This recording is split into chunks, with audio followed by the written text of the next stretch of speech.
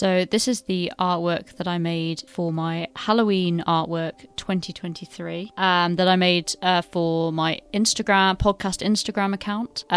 So I started off with watercolors, I think it was. I wanted to make the sky seem like a few different colors, like the night sky. So I did a blue and then the purple at the top. Green for the grass. I don't know why I decided, but I decided to make a bit of a hill. I like the idea of there being a spooky house at the top of the hill. It took a few tries to get the house at the top of the hill right. And then I added a spider web and a spider, a gravestone. Wasn't really sure exactly, didn't really have a plan what I was going to put here, but I just wanted to put kind of lots of spooky things. So I put some spooky trees, I put the moon, and that kind of accidentally happens the way that the moon is kind of hidden behind the clouds. I think just the way that I painted it, it kind of ended up like that, but it actually looked quite cool. So that was a happy accident, that was. And then there's a pumpkin patch, obviously the artwork in the middle. I wanted to make all of the colours quite dark because I wanted it to be quite like spooky as if it was nighttime, and obviously the moon is out, and so there are ghosts around. There's up on the right hand side towards the top, there's a bat flying in the sky that looks a bit like a stingray, and I've put some spooky cloud kind of looking, like mist around a lot of the characters.